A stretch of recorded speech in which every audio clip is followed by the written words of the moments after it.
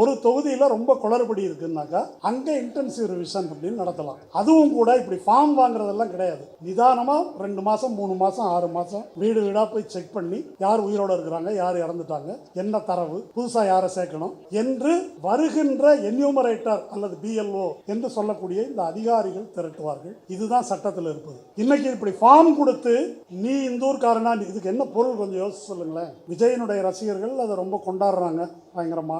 அவங்க பூரா அவங்க பெற்றோருக்கு பர்த் சர்டிஃபிகேட் கொடுக்கணும். இதெல்லாம் அவங்களுக்கு தெரியுமான்னு எனக்கு தெரியல. அவங்க அப்பா அம்மாவுக்கு பிறப்பு சான்றிதழ் கொடுக்கணும். யார்கிட்ட இருக்குது? 2002 2005 எங்கே வாக்களித்தார்கள்னு விவரம் கொடுக்கணும். கிராமத்துக்கெல்லாம் போக வேண்டாம். இங்க ECRல ஒரு பெரிய பிரச்சனை. 3 லட்சம் பேருடைய வாக்கு, 3 லட்சம் பேர் ECRக்கு போனவங்க. அதாவது 2002 இந்த இன்டென்சிவ் ரிவிஷன் என்பது கிராமப்புறத்தில் நடந்தது, 2005 நகர்ப்புறத்தில் நடந்தது.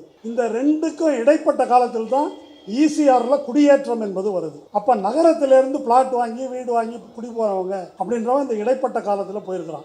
அவன் இந்த இன்டென்சிவ் ரிவிஷன்லையும் வரல, அதுலேயும் வரல. அப்ப இந்த 3 லட்சம் பேர் 2லையும் வரல, நடுவில் நிற்கிறாங்க. நாங்கள் எதை கொடுப்பது என்று கேட்கிறார்கள். எத்தனை பேருக்கு பாஸ்போர்ட் இருக்குது? வெறும் ஆதாரை ஒத்துக்கொள்ள முடியாது என்று உச்சநீதிமன்றத்தில் வாதாடி இருக்கிறது தேர்தல் ஆணையம். ஆதாரம் ஒத்துக்கணும்னு சுப்ரீம் கோர்ட் சொல்லி இருக்குது. ஆதாரம் மட்டும் நாங்கள் ஒத்துக்க மாட்டோம் என்று வாதாடி இருக்கிறார்கள். இந்த உண்மைகளை எல்லாம் மறைத்து விட்டு நிர்மலா சீதாராமன் இது ஏதோ திமுக ஏமாத்துறதா, இல்லை செத்து போனவங்களுக்கு ஓட்டு வேணுமா என்று நக்கலா திமிராக பேசுகிறார். அதுல உதயநிதி ஒன்று பேசியிருந்தார்.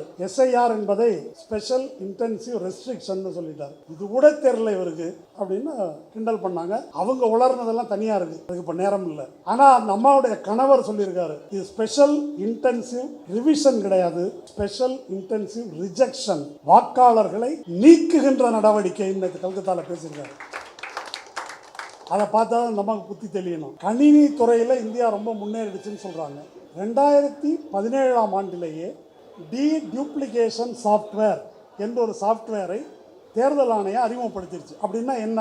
இந்தியாவில் இப்போ உங்கள் ஃபோட்டோ சென்னையில் நீங்கள் வாக்காளர் அப்படின்னு சொன்னால், இன்னொரு இடத்துல ஒருவேளை நம்ம வேறு ஊரில் சிதம்பரத்துலேருந்து இங்கே வந்திருப்போம், அங்கே ஒரு எபிக் கார்டு வாக்காளர் அடையாள அட்டை வாங்கியிருப்போம். இந்த ஊருக்கு வந்துட்டு அதை கேன்சல் பண்ணாமல் இருப்போம். அப்போ உங்கள் பேரில் சிதம்பரத்தில் ஒரு அட்டையும் சென்னையில் ஒரு அட்டையும் இருக்கும். அப்படி இருந்தால் இந்த சாஃப்ட்வேர் இந்தியாவில் எந்த மூலையில் இருந்தாலும் இந்த முகத்தை ஸ்கேன் பண்ணி பார்த்துட்டு இன்னொரு ஒரு இடத்துலையோ 2 இடத்துலையோ அந்த வாக்கு இருந்தால் அதை ஆட்டோமேட்டிக்காக நீக்கிறோம். இந்த சாஃப்ட்வேரை பயன்படுத்தாமல் வைத்திருக்கிறது முதன்முறையாக இந்த தேர்தல் ஆணையம். இதை ராகுல் காந்தி எழுப்புறாரு, சுப்ரீம் கோர்ட்டில் எழுப்பியிருக்கிறாங்க.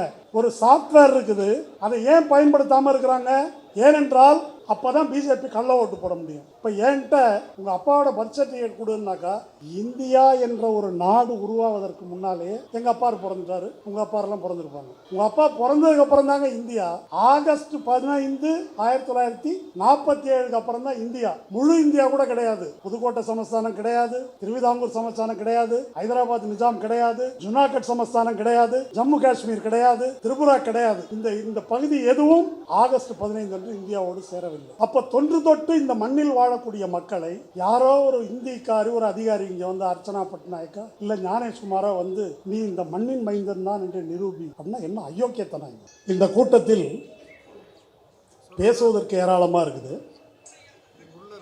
தொடக்கத்திலே இறந்து போன BLOக்களுக்கு பூத் லெவல் ஆபீசர் என்று சொல்லக்கூடிய அந்த பணியாளர்களுக்கு அஞ்சலி செலுத்தினோம். அந்த செய்திகள் வந்த வண்ணம் இருக்கின்றன.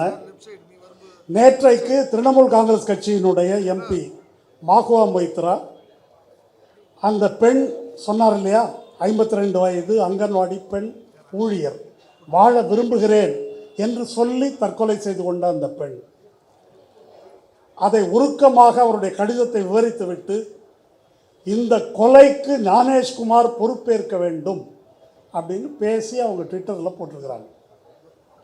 ஆனால் 19 மரணங்கள் நடந்திருக்குது, கொலைகளும் மாரடைப்புகளும் இப்படி நடந்திருக்குது. இது எதற்காவது எந்த மாநிலத்து தேர்தல் ஆணையராவது ஒரு வார்த்தை பதில் சொன்னார்களா என்றால் இல்லை. இப்படிப்பட்ட ஒரு கொடூரமான திட்டத்தின் விளைவாக இவ்வளவு மரணங்கள் நிகழ்ந்திருக்கிறது. மாகுவா மொய்த்ரா சொன்னது போல ஞானேஷ்குமாரை தண்டிக்க முடியுமா, அவர் மேலே ஒரு வழக்கு போட முடியுமா, வேணா ஒரு FIR போட முடியுமா? முடியாது. ஏனென்றால் ஞானேஷ்குமார் சாகிற வரையில் அவர் இந்த பதவியில் இருந்து கொண்டு செய்கின்ற எந்த சிவில் கிரிமினல் குற்றத்துக்கும் அவர் மீது வழக்கு போட முடியாது என்று ஒரு சட்ட திருத்தத்தை 2023 மோடி கொண்டு வந்து நிறைவேற்றி இருக்கிறார். எதற்காக? இந்த பித்தலாட்டங்கள், மோசடிகள் அனைத்தையும் அரங்கேற்றுவதற்கு ஒரு பாதுகாப்பு கவசமாக. இப்படி ஒரு சட்ட பாதுகாப்பு பிரதமருக்கு கூட கிடையாது. இந்த சட்ட பாதுகாப்பு உச்சநீதிமன்ற நீதிபதிகளுக்கு கூட கிடையாது. சாகர வரையில் ஒருவேளை ஆன்மீகவாதிகள் நம்புவது போல கடவுள் தண்டிச்சாதான் உண்டு, இங்கே கோர்ட்டில் தண்டிக்க முடியாது என்று ஒரு சட்ட திருத்தம் தேர்தல் ஆணையர்களுக்காக கொண்டு வரப்பட்டது. இறந்து போகிறவர்கள், தற்கொலை செய்து கொள்கிறவர்கள் பிஎல்ஓக்கள் மட்டும்தானா என்றால் இல்லை. மேற்கு வங்காளத்தில் எண்ணற்ற முஸ்லீம்கள் அச்சத்தின் காரணமாக தற்கொலை செய்து கொள்கிறார்கள். என்ன அச்சம்? நம்மளை பங்களாதேஷிலிருந்து வந்த சட்டவிரோத குடியேறி என்று நம்மளை துரத்திடுவானோ என்று பயம். அது ஆதாரமற்ற பயமா? இல்லை. இதற்கு முன்னாலேயே பல மாநிலங்களில், பீகாரில், வட இந்திய மாநிலங்களில் பல இடத்துல முஸ்லீம்களை போய் சோதனை போடுவது. நீ குடிமகன் தானா காட்டு. இப்போ நம்மளை கேட்குறாங்கல்ல, 2002 எங்கே ஓட்டு போட்டீங்க, 2005 எங்கே போட்டீங்க, உங்கள் அப்பா அம்மாவோட பர்த் சர்டிஃபிகேட் இருக்குதா, அவங்க ஓட்டு போட்ட ஆவணம் இருக்குதா, இதெல்லாம் கேட்டு அவன் ஒரு முஸ்லீமாக இருந்து அவனால் பதில் சொல்ல முடியவில்லை என்றால் அவனை பாராமிலிட்ரி ஃபோர்ஸ் சிஆர்பிஎஃப் வச்சு பிடிச்சி கொண்டு போய் பங்களாதேஷ் எல்லைக்குள்ளே தள்ளி இருக்கிறார்கள். இவங்க இங்கேருந்து தள்ளுறது, அவன் அங்கேருந்து விரட்டுவான். போகும் இடம் தெரியாமல் இந்த 2 நாடுகளுக்கு இடையில் இருக்கக்கூடிய நோமேன்ஸ் லேண்டுக்குள்ளே ஆயிரக்கணக்கான பேர் கிடக்கிறார். இது ஏற்கனவே நடந்து கொண்டிருக்கிறது. இன்றைக்கு வங்காளத்தில் 1 கோடி பேருடைய பெயரை நீக்குவோம் என்று பிஜேபி பிரகடனம் செய்திருக்கிறது. தமிழ்நாட்டில் உங்களுக்கு தெரியும், திண்டுக்கல் சீனிவாசன் பேசியிருக்காரு, 1 கோடி பேரை எடுத்துருவோம் அப்படின்னு. இப்பொழுது நான் விசிகா தோழர்களோடு பேசி கொண்டிருந்தேன், களத்தில் எப்படி இருக்குதுன்னு சொல்லி. ஒரு பூத்துக்கு குறைச்சலாக 200-300 ஃபார்ம் கொடுக்கவே இல்லைன்றாங்க. அப்புறம் கொடுத்ததுக்கு பிறகு அது ஃபில்லப் பண்ணி வர்றது, ஃபில்லப் பண்ணி வந்த பிறகு அதை ஆன்லைனில் தரவேற்றம் செய்வது, இதெல்லாம் முடிந்து எத்தனை பேர் வாக்குரிமையை இழக்கப் போகிறார்கள் என்று நமக்கு தெரியாது. இங்கேயே எத்தனை கோடி, பீகாரில் உங்களுக்கு தெரியும், 65 லட்சம் பேருடைய வாக்குரிமையை, வாக்குகளை தேர்தல் ஆணையம் நீக்கியது. சுப்ரீம் கோர்ட்டில் போய் இந்த 65 லட்சம் பேரை நீக்குனீங்களே, எதுக்காக நீக்குனீங்க? செத்துட்டாங்களா, ஊரை விட்டு போயிட்டாங்களா, என்ன காரணம் என்று கேட்டால் அதை நாங்கள் சொல்ல முடியாது என்று சொன்னது தேர்தல் ஆணையம். அதுக்கு பிறகு உச்சநீதிமன்றத்தில் சண்டை போட்டு அந்த விவரங்களை எல்லாம் சொல்லுங்கள் அப்படின்னா, இவ்வளோ பேர் ஊரை விட்டு போயிட்டான், இவ்வளோ பேர் செத்து போயிட்டான்னு ஒரு பட்டியல் கொடுத்தாங்க. அதற்கு அடுத்த அமர்வில் இந்த வழக்கு தொடுத்தவர்கள் செத்து போனவர்களாக சொன்ன ஒரு 4-5 பேரை கூட்டின்னு போய், நீங்கள் செத்து போனதாக சொன்னவங்களாம் இந்த உயிரோடு இருக்கிறாங்க என்று உச்சநீதிமன்றத்தில் நிறுத்தினார்கள். அதுக்கு மோடி அரசின் வக்கீல், இங்கே என்ன நாடகமாக நடத்துறீங்க என்று கேலியாக கேட்டார். அப்போ இந்த மாதிரி குளறுபடிகள் தமிழ்நாட்டில் நடக்காது என்பதற்கு எந்த உத்தரவாதமும் இல்லை. பீகாரில் 43 லட்சம் பேருடைய வாக்குரிமை நீக்கப்பட்டிருக்குது. இந்த 65 43 குறைஞ்சிருக்குது. ஆனால் இந்த 43 லட்சம் பேர் எதற்காக நீக்கப்பட்டார்கள் என்ற விவரம் இதுவரைக்கும் சொல்லப்படவில்லை. என்னென்ன அதனுடைய உள் விவரம் என்ன என்பது இதுவரை சொல்லப்படவில்லை. கடைசி நேரத்தில் ஒரு 3 லட்சத்துக்கும் மேற்பட்ட வாக்காளர்கள் சேர்க்கப்பட்டார்கள். என்ன அடிப்படையில் சேர்க்கப்பட்டார்கள் அது இன்று வரையில் சொல்லப்படவில்லை. இன்றைக்கு நம்முடைய நிதியமைச்சர் நிர்மலா சீதாராமனுடைய கணவர், அவங்க விலகி இருக்கிறார் நினைக்கிறேன், பரக்கல பிரபாகர், அவர் வெளியிட்டிருக்கார் ஒரு ஆவணம். பதிவான வாக்குகள் என்று சொல்ல தேர்தல் ஆணையம் பீகாரில் சொல்லியிருப்பதை விட எண்ணப்பட்ட வாக்குகள் என்பது சில லட்சங்கள் அதிகமாக இருக்குது அவங்க சொல்லியிருக்கிற கணக்குப்படியே. அப்போ என்ன நடக்கிறது? இதற்கு என்ன பொருள்? இந்த எஸ்ஐஆர்னு வரும்போது அதை எல்லோரும் பீகாரில் கூட எப்படி புரிந்து கொண்டார்கள் என்றால், அங்கேருந்து பத்திரிகையாளர்களை எல்லாம் அழைத்து நாங்கள் கூட்டம் நடத்தினோம். சாகர் என்ற ஒரு பத்திரிகையாளர், அவர் ஒரு தலித்து ஆக்டிவிஸ்ட், அவர் சொன்னார், மக்கள்கிட்ட போய் பேசுனா நம்ப மாட்டேன்றாங்க, என்கிட்ட ஆதார் இருக்குது, என்னெல்லாம் ஒருத்தனும் ஒன்றும் பண்ண முடியாது, உனக்கு ஒன்றும் விவரம் இல்லை போயா அப்படின்னு சொல்கிறாங்க அலட்சியமாக. நடக்கப் போகின்ற அபாயம் புரியாதவர்களாக மக்கள் இருக்கிறார்கள். என்ன நடக்கும்னு தெரியல என்று அவர் பேசினார். பீகார் தேர்தல் முடிவு எப்படி வந்தது நீங்கள் பார்த்துருப்பீங்க. 10,000 ரூபா ஒரே லம்பாக கையில் கொண்டு போய் கொடுத்துட்டாங்க அத்தனை பெண்களுக்கும்.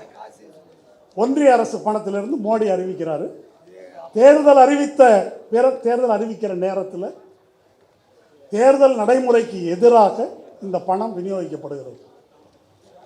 அந்த பகுதியில் இருக்கக்கூடிய சிபிஐ-எம்எல் என்ற கம்யூனிஸ்ட் இயக்கத்தை சேர்ந்த தீபங்கர் பட்டாச்சாரியான்னு அவருடைய செயலாளர் அவர் சொல்கிறாரு, என்னங்க இப்படி ஆயிடுச்சு முடிவுன்னு கேட்டால், இங்கே இருக்கக்கூடிய ஒரு எம்பிசி, அந்த ஊரில் இபிசி அல்லது தலித்து பழங்குடி பெண்ணுக்கு 10,000 ரூபாயை கண்ணால் பார்க்கறதுன்றது அரிது.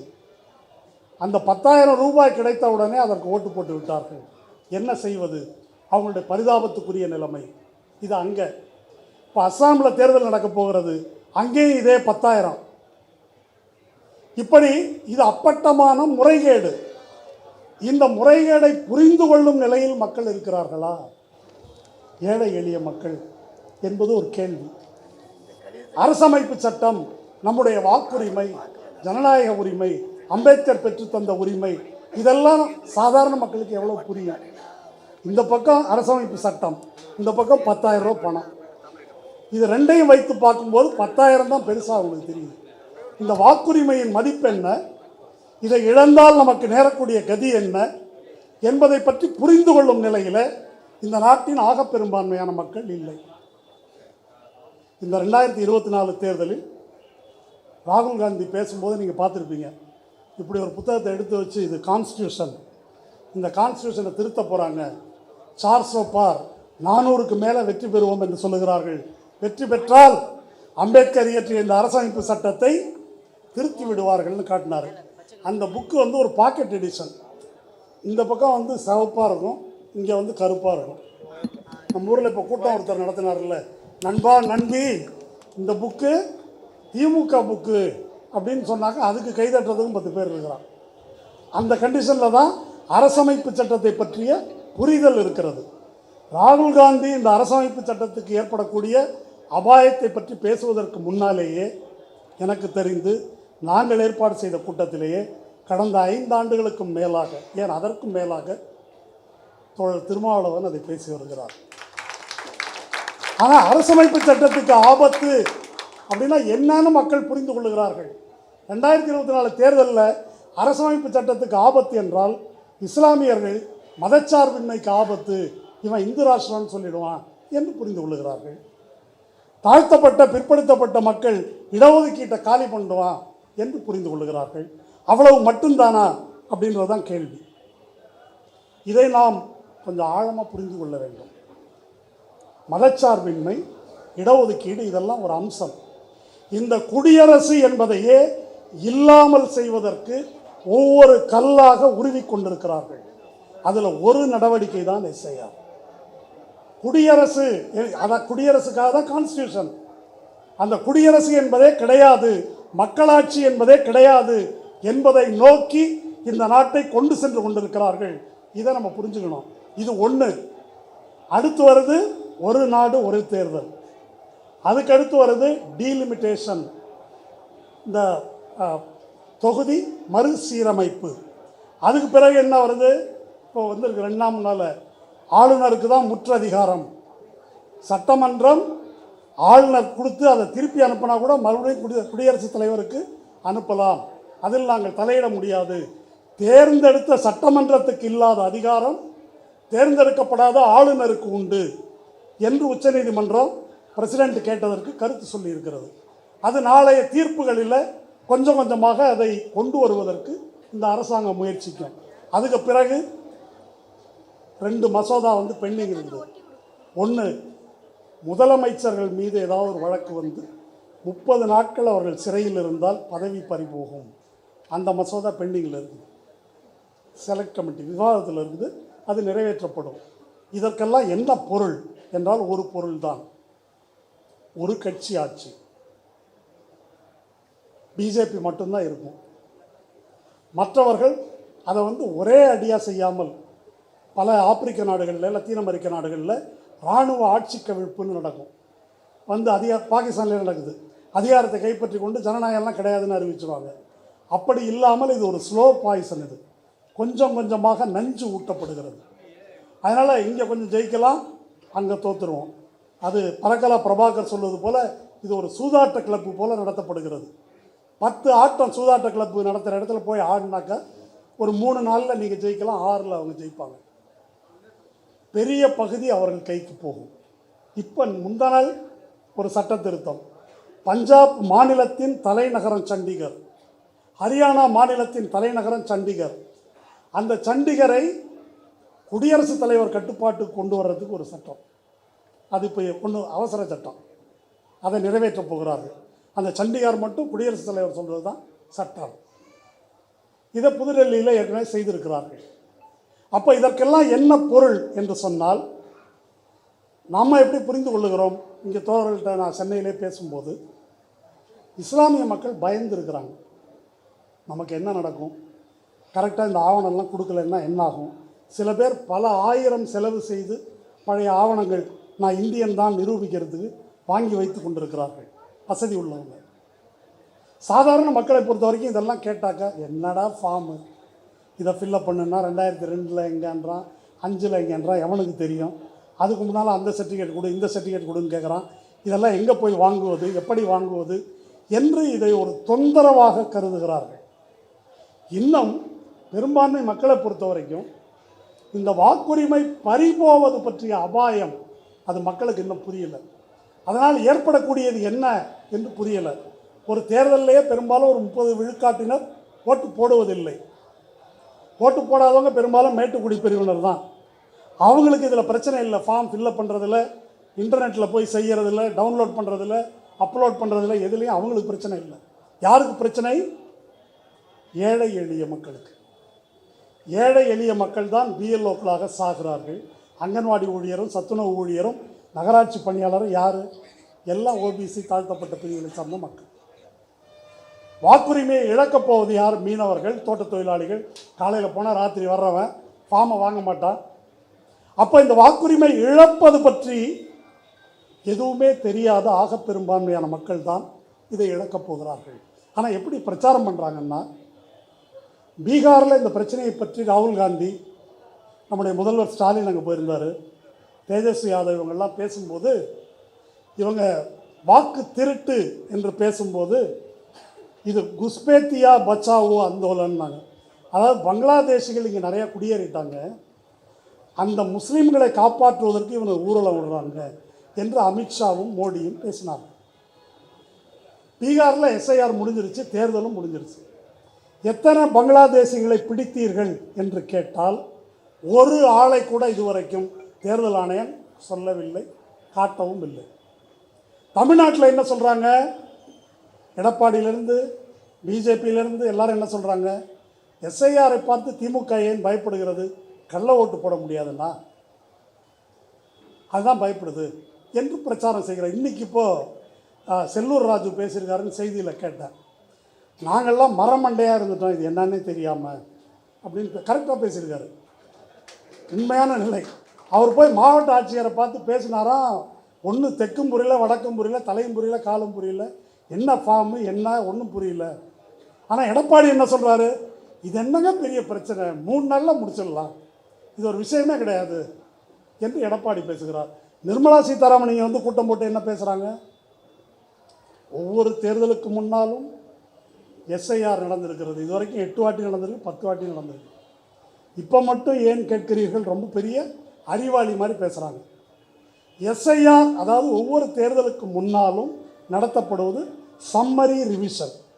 அதுக்கு ஃபாரம் ஃபில்லப் பண்ணுறதெல்லாம் கிடையாது. நீங்கள் போய் இறந்தால் சொல்லுவீங்க, புதுசாக இருந்தாக்க சேர்ப்பீங்க, உங்களுக்கு அட்டையை கொடுப்பாங்க. இதுதான் நடக்கிறது.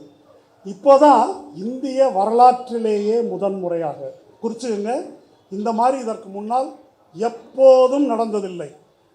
இப்படி ஒரு ஃபார்ம் கொடுத்து ஃபில்லப் பண்ணி வாங்குறதெல்லாம் கிடையாது. இது சட்டவிரோதம், அது தனி. விசிகாவும் சுப்ரீம் கோர்ட்டில் கேஸ் போட்டிருக்கிறாங்க, திமுகவும் வந்து கேஸ் போட்டிருக்குது. உச்சநீதிமன்றம் என்ன சொல்ல போகுதுன்னு பார்ப்போம், அது வேறு. ஆனால் இது ஒரு சட்டவிரோதமான நடவடிக்கை. ஸ்பெஷல் இன்டென்சிவ் ரிவிஷன் அல்லது இந்த தீவிரமான சீராய்வு அது எப்படி செய்ய முடியும்னு சட்டத்தில் இருக்குன்னா ஒரு தொகுதியில் தான் செய்ய முடியும். ஒரு நேரத்தில், ஒரு மாநிலத்தில் அல்ல, ஒரு தொகுதியில். ஒரு தொகுதியில் ரொம்ப குளறுபடி இருக்குன்னாக்கா அங்கே இன்டென்சிவ் ரிவிஷன் அப்படின்னு நடத்தலாம். அதுவும் கூட இப்படி ஃபார்ம் வாங்குறதெல்லாம் கிடையாது. நிதானமாக 2 மாதம் 3 மாதம் 6 மாதம் வீடு வீடாக போய் செக் பண்ணி யார் உயிரோடு இருக்கிறாங்க, யார் இறந்துட்டாங்க, என்ன தரவு, புதுசாக யாரை சேர்க்கணும் என்று வருகின்ற என்யூமரேட்டர் அல்லது பிஎல்ஓ என்று சொல்லக்கூடிய இந்த அதிகாரிகள் திரட்டுவார்கள். இதுதான் சட்டத்தில் இருப்பது. இன்றைக்கி இப்படி ஃபார்ம் கொடுத்து நீ இந்த ஊர்க்காரனா, இதுக்கு என்ன பொருள் கொஞ்சம் யோசிச்சு சொல்லுங்களேன். இப்போ விஜயனுடைய ரசிகர்கள் அதை ரொம்ப கொண்டாடுறாங்க பயங்கரமாக. அவங்க பூரா அவங்க பெற்றோருக்கு பர்த் சர்டிஃபிகேட் கொடுக்கணும். இதெல்லாம் அவங்களுக்கு தெரியுமான்னு எனக்கு தெரியல. அவங்க அப்பா அம்மாவுக்கு பிறப்பு சான்றிதழ் கொடுக்கணும். யார்கிட்ட இருக்குது? 2002 2005 எங்கே வாக்களித்தார்கள்னு விவரம் கொடுக்கணும். கிராமத்துக்கெல்லாம் போக வேண்டாம். இங்கே ஈசிஆரில் ஒரு பெரிய பிரச்சனை. 3 லட்சம் பேருடைய வாக்கு, 3 லட்சம் பேர் ஈசிஆருக்கு போனவங்க. அதாவது 2002 இந்த இன்டென்சிவ் ரிவிஷன் என்பது கிராமப்புறத்தில் நடந்தது. 2005 நகர்ப்புறத்தில் நடந்தது. இந்த ரெண்டுக்கும் இடைப்பட்ட காலத்தில் தான் ஈசிஆரில் குடியேற்றம் என்பது வருது. அப்போ நகரத்திலேருந்து பிளாட் வாங்கி வீடு வாங்கி குடி போகிறவங்க அப்படின்றவன் இந்த இடைப்பட்ட காலத்தில் போயிருக்கிறான். அவன் இந்த இன்டென்சிவ் ரிவிஷன்லேயும் வரல, அதுலேயும் வரல. அப்போ இந்த 3 லட்சம் பேர் 2லேயும் வரல, நடுவில் நிற்கிறாங்க. நாங்கள் எதை கொடுப்பது என்று கேட்கிறார்கள். எத்தனை பேர்கிட்ட பாஸ்போர்ட் இருக்குது? வெறும் ஆதாரை ஒத்துக்கொள்ள முடியாது என்று உச்சநீதிமன்றத்தில் வாதாடி இருக்கிறது தேர்தல் ஆணையம். ஆதாரம் ஒத்துக்கணும்னு சுப்ரீம் கோர்ட் சொல்லியிருக்குது. ஆதாரம் மட்டும் நாங்கள் ஒத்துக்க மாட்டோம் என்று வாதாடி இருக்கிறார்கள். இந்த உண்மைகளை எல்லாம் மறைத்துவிட்டு நிர்மலா சீதாராமன் இது ஏதோ திமுக ஏமாத்துறதா, இல்லை செத்துப்போனவங்களுக்கு ஓட்டு வேணுமா என்று நக்கலாக திமிராக பேசுகிறார்கள். அதில் உதயநிதி ஒன்று பேசியிருந்தார். எஸ்ஐஆர் என்பதை ஸ்பெஷல் இன்டென்சிவ் ரெஸ்ட்ரிக்ஷன் சொல்லிட்டார். இது கூட தெரில இவருக்கு அப்படின்னு கிண்டல் பண்ணாங்க. அவங்க உளர்னதெல்லாம் தனியாக இருக்குது, அதுக்கு இப்போ நேரம் இல்லை. ஆனால் அந்த அம்மாவுடைய கணவர் சொல்லியிருக்காரு, இது ஸ்பெஷல் இன்டென்சிவ் ரிவிஷன் கிடையாது, ஸ்பெஷல் இன்டென்சிவ் ரிஜெக்ஷன், வாக்காளர்களை நீக்குகின்ற நடவடிக்கை இன்னைக்கு கல்கத்தாவில் பேசியிருக்காரு. அதை பார்த்தா நமக்கு புத்தி தெரியணும். அது தெரியாது, அது வேறு விஷயம் என்ன. அதனால் இது இந்தியாவில் முதல் முறையாக வாக்காளர்களை நீக்கும் நடவடிக்கை என்பது அரங்கேறி கொண்டிருக்கிறது. இந்தியாவில் நம்ம வாக்குரிமை பெற்றது பெரும்பாலும் நமக்கு ஒரு உரிமை கிடைச்சிருச்சுன்னாக்கா அது எப்படி கிடைச்சதுலாம் நம்ம ஒன்றும் யோசிக்க மாட்டோம். அது ரொம்ப நம்ம பிறந்ததுலேருந்து காலங்காலமாக நமக்கு இருக்குது. அது போகும்போது தான் அதனுடைய அருமை தெரியும். அது இருக்கின்ற வரையில் அதை ரொம்ப அலட்சியமாக பார்ப்போம். இந்த வாக்குரிமை என்பது எப்படியெல்லாம் போராடி பெறப்பட்டது. வாக்குரிமை, அனைத்து மக்களுக்கும் வாக்குரிமை வழங்க வேண்டும் என்று இந்த நாட்டில் முதல் குரல் கொடுத்தது ஒரு நூற்றாண்டுக்கு முன்னால் டாக்டர் பாபா சாஹேப் அம்பேத்கர். தலித் வாக்குரிமை, இரட்டை வாக்குரிமை சொல்ல நான் சொல்வது அனைத்து மக்களுக்குமான வாக்குரிமை வேண்டும். அன்னைக்கு வட்டமேஜை மாநாட்டில் இந்தியாவின் பிரதிநிதிகளாக போயிருந்தவர்கள்லாம் அப்படியெல்லாம் கொடுக்க முடியாது, படிச்சிருக்கணும், சொத்து இருக்கணும் என்று வாதாடினார். அரசாங்கம் என்ன சொல்லுச்சு? அதெல்லாம் நிர்வாகத்தில் ரொம்ப கஷ்டங்க, நிர்வாகம் பண்ணுறது கஷ்டம், அதெல்லாம் இவ்வளோ பேருக்கு ஓட்டு கொடுக்கறது, அப்படி வாதாடினார்கள். இவை ஒவ்வொன்றுக்கும் ஆணித்தரமான பதிலை சொல்லியிருக்காரு. நேரம் கருதி நான் அதை விவரிக்க முடியாது. அவர் என்ன சொல்கிறாரு? வாக்குரிமை என்பது நீ போடுகின்ற பிச்சை கிடையாது, இது எங்களுடைய ரைட் முதல்ல. ரெண்டாவது, உன்னுடைய நிர்வாக சௌரியத்துக்காக நான் உரிமையை இழக்க முடியுமா? 2. மூணாவது, படித்தவனுக்கு தான் வாக்குன்ற, படித்தவன் அறிவாளின்னு எவன்டா சொன்னான்னு கேட்குறாரு. பாமர மக்கள் தான் இந்த நாட்டில் அறிவாளிகள், எது சரி தவறு என்று முடிவு செய்ய தெரிந்தவர்கள். சொத்து இருக்கிறவனுக்கு தான் அப்படின்னா சொத்து இல்லாதவர்களை என்ன செய்வது?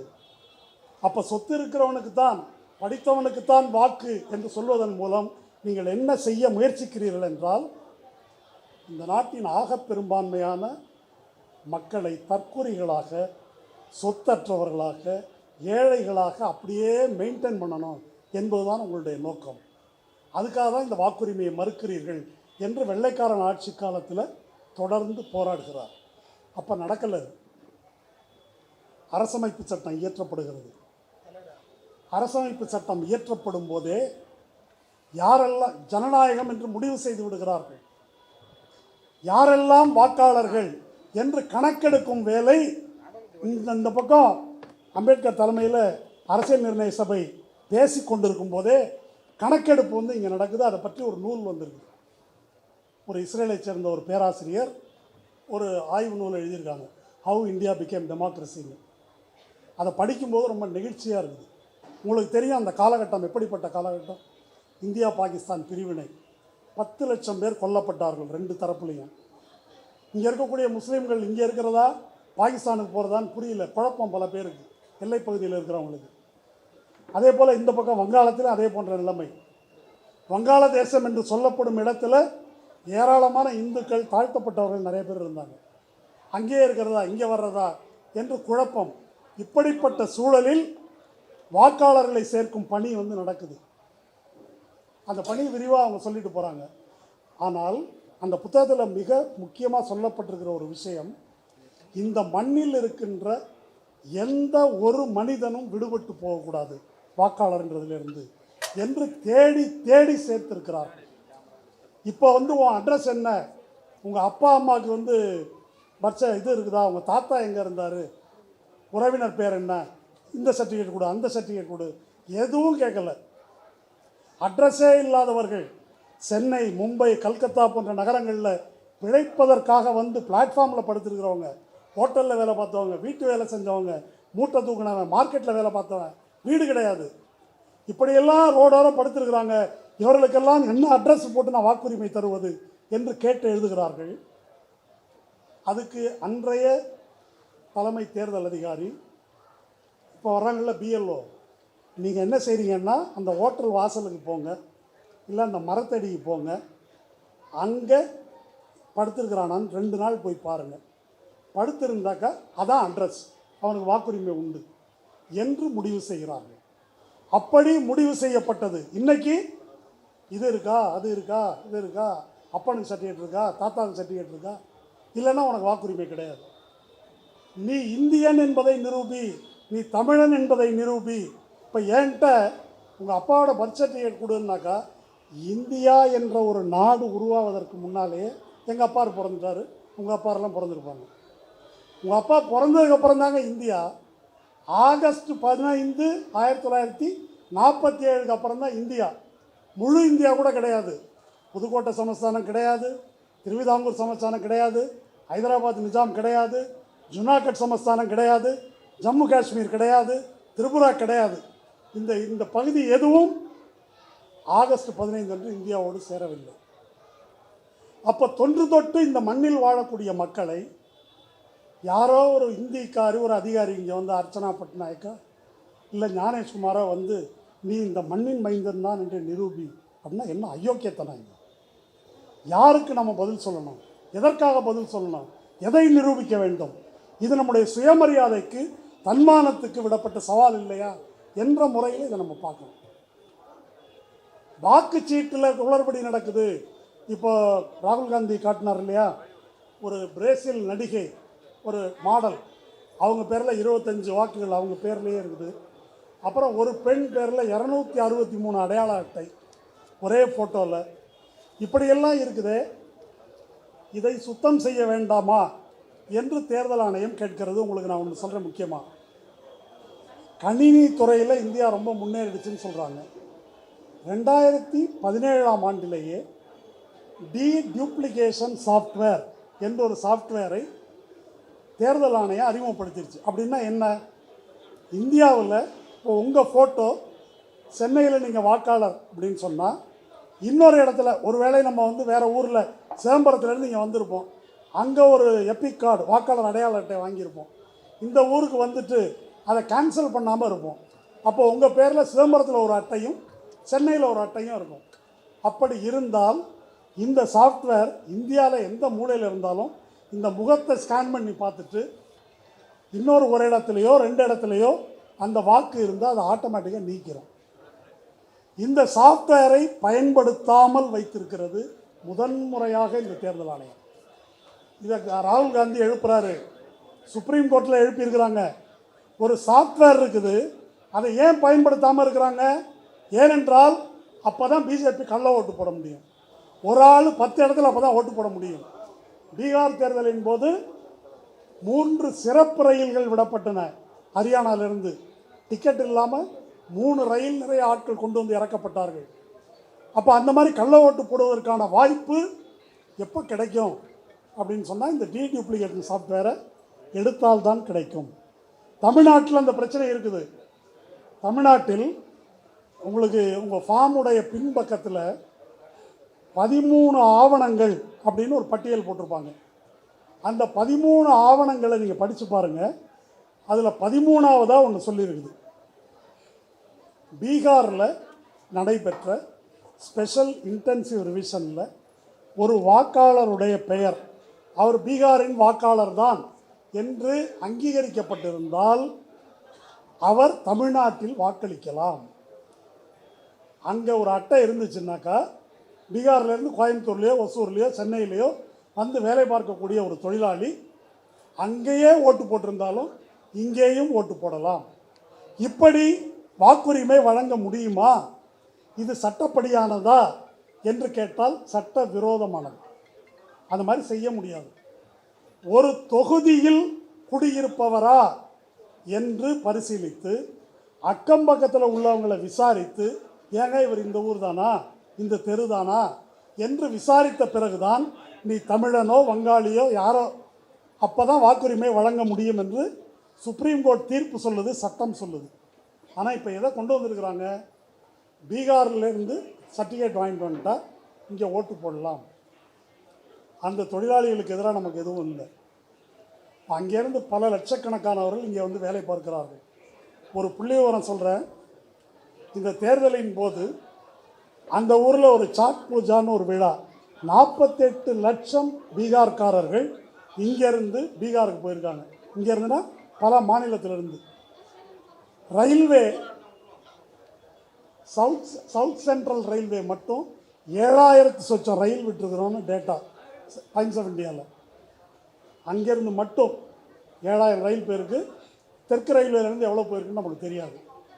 அப்போ இந்த தொழிலாளிகள் எல்லாம் ஓட்டு போடணும்னா ஓட்டு போடணும். அவங்க இந்த உரிமை இருக்குது.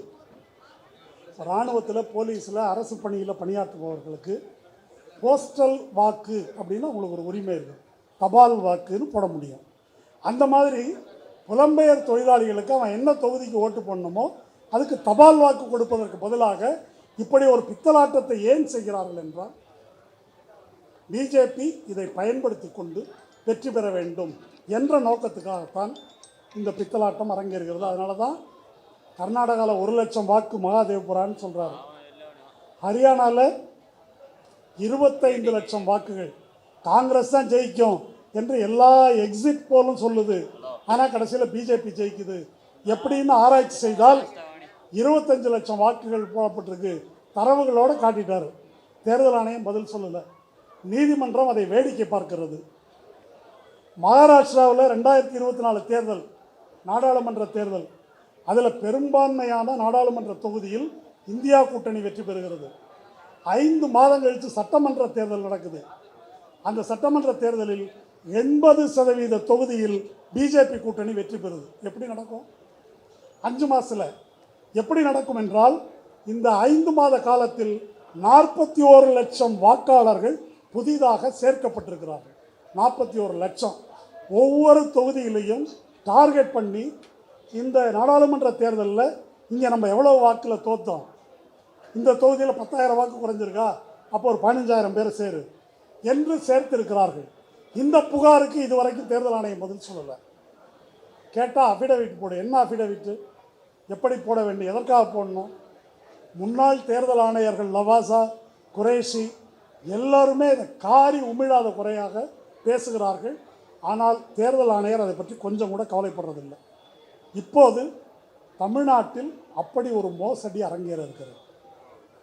என்ன செய்ய போகிறோம் என்பதுதான் கேள்வி. இது எப்படி சட்ட விரோதம், அரசமைப்பு சட்டத்துக்கு விரோதம் அப்படின்னு திமுக விரிவான ஒரு பெட்டிஷன் போட்டிருக்கு. இப்போ விசிகாலிருந்து போட்டிருக்கிறாங்க. ஆனால் தேர்தல் ஆணைய நம்ம நீதிமன்றம் என்ன செய்யுதுன்னா, பீகார்லேயும் அது மாதிரி போட்டாங்க. எஸ்ஐஆர் என்பதே சட்டவிரோதம். என்னென்ன காரணத்தால்? நான் முதல்ல சொன்னது போல் இந்த ஸ்பெஷல் இன்டென்சிவ் ரிவிஷன் என்று நாடு முழுவதும் நடத்த முடியாது.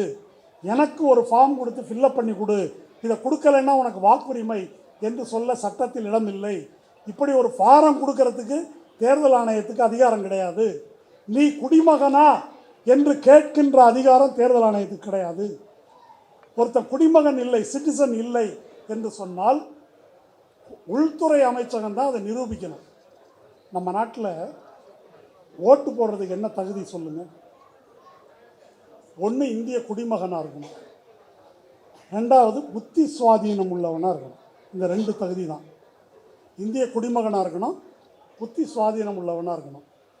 திமுக பெட்டிஷனில் ஒரு வாதம் வச்சுருக்கிறாங்க. இப்போ குடிமகனான்னு என்னை நிரூபிக்க சொல்கிறியே, நாளைக்கு நான் மென்டல் இல்லையான்னு ஒரு நிரூபிக்க சொல்லியா? அடுத்தது இது என்ன கணக்கு? நான் போய் சைக்காட்ரிஸ்ட் சர்டிஃபிகேட் வாங்கிட்டு வா என்று நீங்கள் கேட்பீர்களா? கேட்க முடியுமா? ஒரு குடிமகன் என்பதற்கு ஏற்கனவே சட்டத்தில் என்ன வச்சிருக்கிறீங்க? ஐயா இந்தியன் என்றால் என்னென்ன டாக்குமெண்ட் உங்கள்கிட்ட இருக்கணும் என்று ஏதாவது சட்டம் இருக்குதா? ஏற்கனவே கிடையாது. நம்ம நாடு அந்த தேதியில் இந்த நாட்டில் இருந்தவர்கள்லாம் குடிமக்கள். அதுக்கு பிறகு ஒரு இந்தியனுக்கும் ஒரு வெளிநாட்டவருக்கும் பிறந்தால் அவங்களெல்லாம் இந்த குடிமக்கள் என்ற கணக்கில் சேரலாம் என்று சட்டம் திருத்தப்பட்டிருக்குது. குடிமகன் என்று உனக்கு எதற்காக நிரூபிக்கணும்? உனக்கு கேட்பதற்கு என்ன அதிகாரம் இருக்கிறது? இந்த கேள்வியெல்லாம் அதெல்லாம் சொல்லியிருக்குது. இதுக்கு மேலே இன்னொன்று இருக்குது. இப்போ போன தேர்தல் வரைக்கும் நம்ம ஓட்டு போட்டுருக்கிறோம், நாடாளுமன்ற தேர்தலில். அந்த கார்டு செல்லாதுன்ட்டாங்க. ஏன் செல்லாது? ஏன் செல்லாதுன்னா அதிலலாம் நிறைய குளறுபடி இருக்குதுங்க, நிறைய கள்ள ஓட்டு இருக்குதுங்க. அப்போ கள்ள ஓட்டு போட்டு தான் மோடி ஜெயிச்சிருக்காரு, அதானே? அதுக்கு பொருள் என்ன? ஆமாம், அது உண்மை. 79 தொகுதிகளில் மோசடி நடந்திருக்கிறது. இதை நாங்கள் கூட்டம் போட்டு நாங்கள் பேசியிருக்கிறோம். பரகல பிரபாகர் வந்து பேசியிருக்காரு. புள்ளி விவரத்தோடு வெளியே இருக்குது. பிஜேபி ஆட்சியே நடக்கக்கூடாது, இந்தியா கூட்டணி ஆட்சி தான் நடந்திருக்கணும். 79 தொகுதியில் மோசடி நடந்திருக்கு. அப்போது ஒரு அட்டையை வந்து கொடுத்துட்டு, தேர்தல் ஆணையம் எனக்கு ஒரு அட்டை கொடுக்குது, உங்களுக்கும் கொடுத்துருக்கு, எல்லாரும் வாங்கி வச்சுருக்கிறோம். இப்போ அந்த அட்டை செல்லாது. இப்போ இந்த அட்டையை நானாக தயார் பண்ணேன், நீ தான் இந்த அட்டையை கொடுத்த.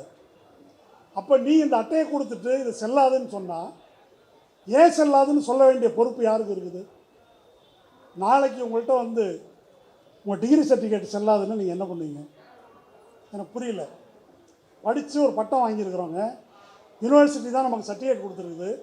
இந்த சர்டிஃபிகேட் செல்லாது என்று அறிவித்து விட்டால், இது செல்லும்னு நீ நிரூபி அப்படின்னு, நீ பிஏ படிச்சிருக்கேன்னு நிரூபி அப்படின்னாக்க அப்படி நிரூபிக்க முடியுமா? நீ தானே சர்டிஃபிகேட் கொடுத்த. இது ஏன் செல்லாதுன்னு யூனிவர்சிட்டி சொல்லணும். இந்த எபிக் கார்டு ஏன் செல்லாது என்று தேர்தல் ஆணையம் சொல்ல வேண்டும். இதை நீதிமன்ற தீர்ப்புகளில் இருக்கிறது.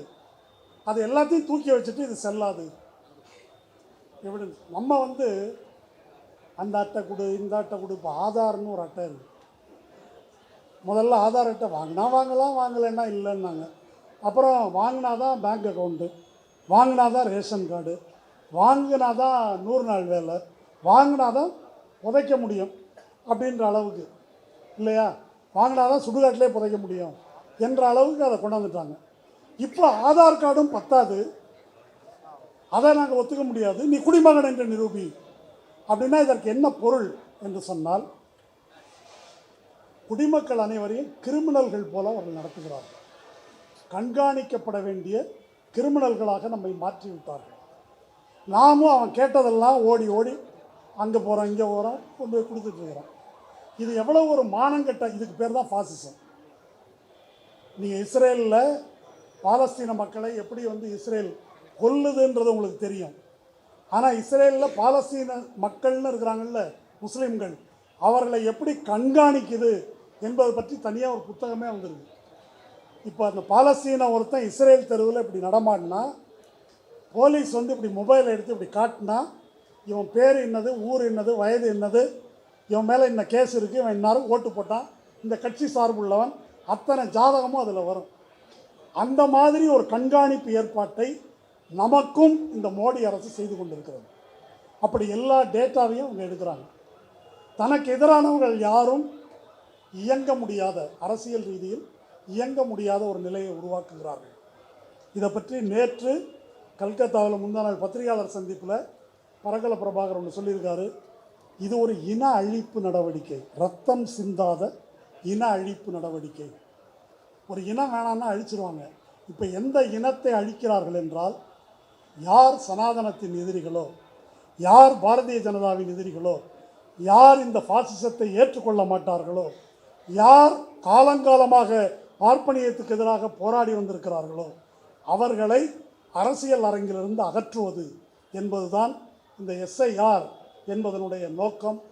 இதை முறியடிப்பது என்பது கட்சிகள் எப்படி புரிஞ்சுக்கிறாங்கன்னாக்கா, பூத் மேனேஜ்மெண்ட்டு, நம்ம பிஎல்ஏ கூட போய் நம்ம வாக்கு எதுவும் போகாமல் பார்த்துக்கிட்டா போதும் என்று கட்சிகள் நினைக்கலாம். அது வரைக்கும் கரெக்டு தான். ஆனால் இந்த பிரச்சனை அதோடு முடிவது அல்ல. நான் முதலில் சொன்னது போல் அவங்களுக்கு ஒரு பெரிய மெகா பிளான் இருக்குது. 4 புறமும் நம்மை சுற்றி வளைத்திருக்கிறார்கள். இந்த தேர்தலில் திராவிட முன்னேற்ற கழக கூட்டணி நிச்சயமாக வெற்றி பெறும். வெற்றி பெற்றாலும் நாம் இந்த போராட்டத்தை தொடர்ந்து நடத்த வேண்டியிருக்கும். மாடு பிடிக்கிற உரிமைக்காக போராடி இருக்கிறோம், ஜல்லிக்கட்டு. அதை காட்டிலும் மிகப்பெரிய ஒரு உரிமை இது, வாக்குரிமை, குடிமகன் என்னும் உரிமை. அதற்காக போராட வேண்டும். அதில் உள்ள மிக முக்கியமான பிரச்சனை இது என்ன என்றே மக்களுக்கு தெரியாமல் இருப்பது. பெரும்பாலான மக்களுக்கு, படித்தவர்களுக்கும் படிக்காதவர்களுக்கும் அதில் ஒன்றும் வித்தியாசம் இல்லை. என்ன உரிமையை இழக்கிறோம் என்பதே புரியாத இந்த பாரதி பாட்டு ஒன்று இருக்கு இல்லையா, கஞ்சிக்கு வழியிலார் அதன் காரணம் ஏதென்ற அறிவும் இல்லார் என்பது போல என்ன அப்படின்னு புரியாமல் நாம் இருக்கிறோம். அதை புரிய வைத்து மக்களை வீதியில் இறக்க வேண்டிய தேவை இருக்கிறது.